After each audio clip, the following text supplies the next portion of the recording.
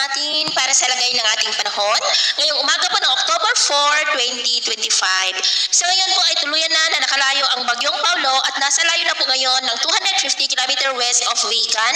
Nataglay ang lakas ng hangin na umaabot po sa 135 km per hour at bugso na 250 km per hour. Papalayo na po yan pero nahahatak pa rin nito ang habagat na nakakaapekto po sa kanluran ng Luzon at ang trough nito. Pero sa susunod na mga oras ngayong umaga rin ay tuluyan na po yan na makakalabas sa Philippine Area of Responsibility at naman pong bagyo forecast. Meron pong low pressure area sa silangan ng extreme northern Luzon at may mga cloud clusters sa silangan ng Mindanao. Ang dalawang ito ay posible na lalapit sa Philippine Area of Responsibility at posible rin na papasok sa PR ang isa bilang bagyo at tatawagin sa local name na Kedan na hahatak muli ng habagat. Pero hindi naman po yan nakitaan na tatama sa alinmang bahagi ng ating bansa. Pero paalala lamang po na posible pa na magbago ang forecast na ito.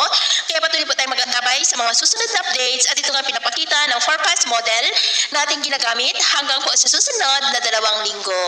At sa lagay po ng ating panahon ngayong madaling araw dahil sa trough pa rin ng bagyo at ng habagat ay nakakaranas ng isolated rain sa ilang bahagi ng Palawan, Mindoro, Bataan, Zambales, Eastern Samar at dyan po sa may Sulu Archipelago. At mamaya ay sisikat naman na pong araw sa malaking bahagi ng bansa pero may chance pa rin ng cloudy skies with isolated rains dyan sa may Palawan, Tawi-Tawi at ilang bahagi ng Polillo Island. At mamayang hapon may mga chance pa rin ng ulap na kalangitan na minsan ay may mga pulo-pulo ng mga pag-ulan sa ilang bahagi ng ating bansa. Kaya kung lalabas tayo sa ating mga tahanan, ugaliin lamang po natin lagi ang magdala ng kahit anong panangga natin sa init ng araw at proteksyon na rin po sa mga biglaang buhos ng ulan. At sa atin naman pong mga baybayin, iwasan na muna natin ang papalaot sa kanlurang baybayin ng Northern Luzon kasama na po ang Pangasinan at sa mga baybayin ng isla ng extreme Northern Luzon dahil ang mga alon dyan ay posible po na aabot hanggang sa 2 to 3.5 meters height.